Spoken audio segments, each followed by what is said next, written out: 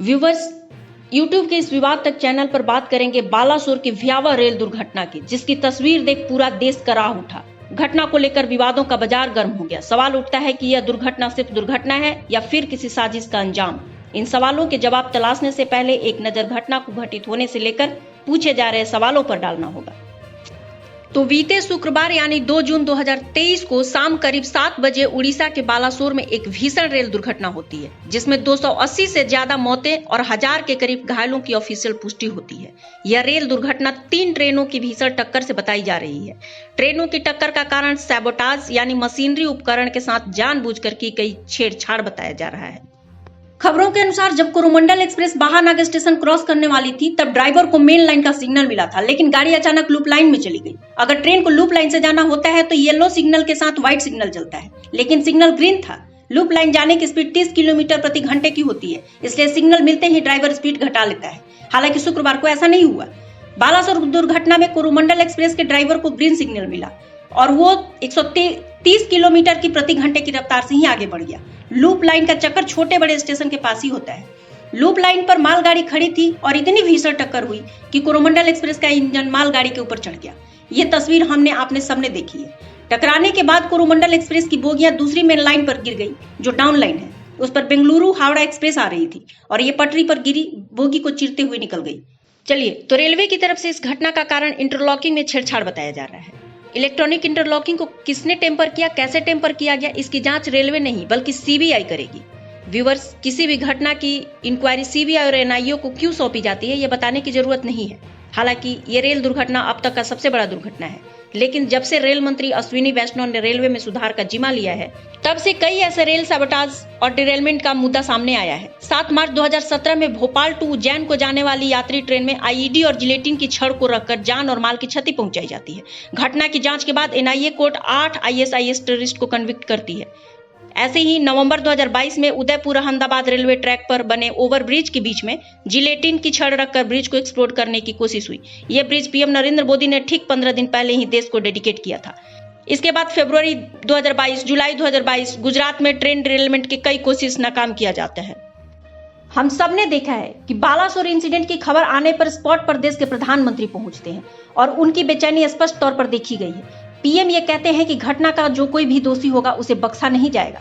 Rail मंत्री अश्विनी वैष्णव घटना स्थल पर दिन रात लगातार डटकर हताहतों की मदद और रेलवे की आवागमन को आश्वस्त करते हैं। वैसे रेल दुर्घटना तो भारतीय इतिहास में बहुत हुई है, पर शायद ही मेरे जानने में घटना स्थल पर कभी देश के पीएम ऐसे मंजर का जायजा लेने पहुंचे होंगे, और शायद ही अश्विनी वैष्णव जैसा कोई रेल मंत्री अपनी जिम्मेवारियों का ऐसा एक्सेप्शनल उदाहरण प्रस्तुत किया हो। लेकिन व्यूअर, यह भी हमें नहीं भूलना चाहिए कि घटना स्थल पर कभी रेल मंत्री रह चुकी पश्चिम बंगाल की मुख्यमंत्री ममता बनर्जी भी पहुंची थी। वहां पहुंचकर मृतकों के नंबर से खेलते हुए इन्होंने जनमानस को भड़काने का प्रयत्न भी किया।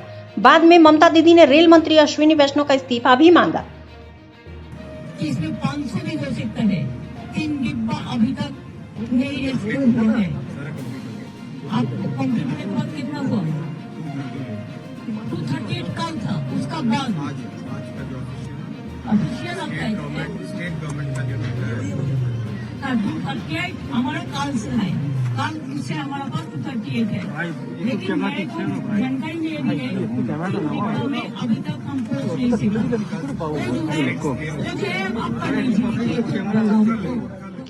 आपको बता दें कि जब ममता दीदी रेल मंत्री थी तो इनके कार्यकाल में 54 ट्रेन की टक्कर का इंसिडेंट हुआ और 839 डिरेलमेंट्स हुए, जिसमें 1451 की जाने गई। लेकिन दीदी ने इस्तीफे की कोई नैतिकता नहीं निभाई। इनके साथ कुछ और नेता भी कौवे की तरह कांव कांव करने लगे हैं, जिसमें लालू यादव, नीतीश कुमार और इंडियन नेशनल कांग्रेस के लोग भी शामिल हैं। ग्रैंड ओल्ड पार्टी कांग्रेस के लाडले राहुल गांधी इस समय यूएस दौरे पर हैं। ये अपने हर संबोधन में बीजेपी और आरएसएस पर प्रहार कर रहे हैं। साथ ही देश की infrastructure, pharma structure, army structure, यहाँ तक कि जनता को भी कमजोर और लाचार बता रहे हैं। 2 दिन से ज्यादा नहीं हुआ होगा, इन्होंने देश की अराजकता पर प्रकाश डाला था और यहाँ विभत्स घटना देखी जाती है। इसके साथ ही अपने आप को न्यूट्रल पत्रकारिता के पुरोधा कहने वाले कुछ खोजी पत्रकार भी शामिल हैं। इनके शब्दों को भी सुनना बहुत जरूरी है, क्योंकि ये ऐसे भविष्यवांता हैं कि इनकी भविष्यवाणी का शायद ही कोई काट हो। ये पुरोधा रेलवे बोर्ड की इंक्वायरी से पहले ही घटना की जांच रिपोर्ट प्रस्तुत कर देते हैं और जिम्मेवार की भी पहचान कर लेते हैं। यूट्यूब पर एक्टिव एक ऐसे न्यूट्रल पत्रकारिता देखिए, वैसे ये मेरे चश्मे से वामपंथी दिखते हैं, सीधे सरकार की गलती बता रहे हैं, सबूत भी लेकर बैठे हैं, आप जरूर इन्हें देखिए। ये श्रीमान कहते हुए सुने जाते हैं कि बीजेपी एमपी और पार्लियामेंट्री कमेटी के मेंबर बीजी वेंकटेश और इसके अलावा 60% लोग जो बीजेपी से आते हैं, उन्होंने बालासोर ट्रेन इंसिडेंट को कहा कि ऐसा होना नहीं चाहिए, सरकार ने अनदेखी कर दी। इनकी बातों से ही मुझे एक वाकया याद आ गया, इसलिए मैं अभी ही चर्चा कर लेती हूँ। बीजेपी के ही लीडर सुब्रमण्यम स्वामी ने कहा था कि राहुल गांधी 2001 में उसी यूएस में जहां अपने देश की आज खिलियां उड़ा रहे हैं, एक्स्ट्रा कैश और ड्रग्स के लिए अरेस्ट कर लिए गए थे, लेकिन हृदय सम्राट अटल बिहारी वाजपेयी जी ने अमेरिका से इनकी रिहाई की भीख मांग ली थी, अन्यथा ये 106 साल के लिए अमेरिका के जेल में सड़ रहे होते। व्यूअर्स, इस कड़ी में आपको यह भी बता दूं कि पॉलिटिकल एक्सपर्ट राहुल गांधी को वेस्ट के मैनिपुलेटिव स्कीम का बड़ा प्लेयर बताते हैं, जिसके तहत ये विदेशों में जाकर कहते हैं कि भारत का लोकतंत्र खतरे में है, वेस्ट को इंटरवीन करने की जरूरत है। हम सब जानते हैं कि चाइना, जर्मनी, जापान, यूरोप जो अपने को ट्रेन की मैन्युफैक्चरिंग का बॉस मानता था, उसको इंडिया ने आज परास्त करने की कोशिश की है। यह मैं इसलिए कह रही हूँ क्योंकि बालासोर ट्रेन इंसिडेंट की विवाद का चर्चा हो रहा है। 68% का इंपोर्ट कंटेंट होता था सेना के द्वारा, आज भारत 30,000 करोड़ का एक्सपोर्ट करने की स्थिति में है। तो भारत के इस कदम से क्या विदेशों की मैन्युफैक्चरिंग कंपनियां हताहत नहीं है? तो राहुल गांधी क्यों अमेरिका में इंडिया के सारे सिस्टम को डिफंक्ट बता रहे हैं? इसके साथ वो यह भी कह रहे हैं कि भारत में लोग यहाँ के प्रधानमंत्री से नाखुश हैं, जबकि इसके विपरीत जी शिखर सम्मेलन में अमेरिका के राष्ट्रपति जो बाइडेन कहते हैं कि मोदी, आप अमेरिका में काफी फेमस हैं, आप हमारे यहाँ डिनर पे आमंत्रित हैं और लोग अमेरिका में तो आपके साथ डिनर करने के लिए यहाँ वहां से पैरवी लगवा रहे हैं। मेरी इच्छा हो रही है कि मैं आपकी ऑटोग्राफ ले लूं। आगे एक दो और पुरोधाओं जो यूट्यूब पर एक्टिव हैं, उनके शब्दों पर गौर कर लेते हैं और ये समझ में आ जाएगी कि विवादों को कैसे हवा दी जाती है, कैसे दुष्चक्र रचा जाता है। कम पड़ गई 2 गजी सफेद चादरें, पीएम सूट बदलते हैं, ये शब्द बांड किसको उकसाने के लिए चलाए जा रहे हैं?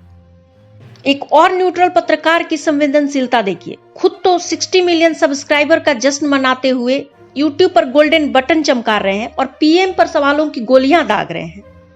आगे फर्स्ट पर छपी एक आर्टिकल भी देख लीजिए, death by 1000 cuts, India must be prepared for highly sophisticated well funded tool kit seeking regime change. तो क्या बालासोर ट्रेन इंसिडेंट का डेथ बाय 1000 कट्स की वार्निंग से कुछ लेना देना है? क्या बालासोर ट्रेन इंसिडेंट राष्ट्रीय और अंतर्राष्ट्रीय स्तर पर बैटल ऑफ 2024 के रेजिम चेंज की कवायद है? फिलहाल तो बालासोर की विभत्स ट्रेन घटना की जांच के लिए रेलवे बोर्ड ने सीबीआई को रिकमेंड किया है। हम सब उम्मीद करते हैं कि घटना का कारण जल्द ही उजागर होगा। थैंक्स फॉर वॉचिंग विवाद तक। अगर आपको यह वीडियो ठीक लगा हो तो लाइक और सब्सक्राइब जरूर करें।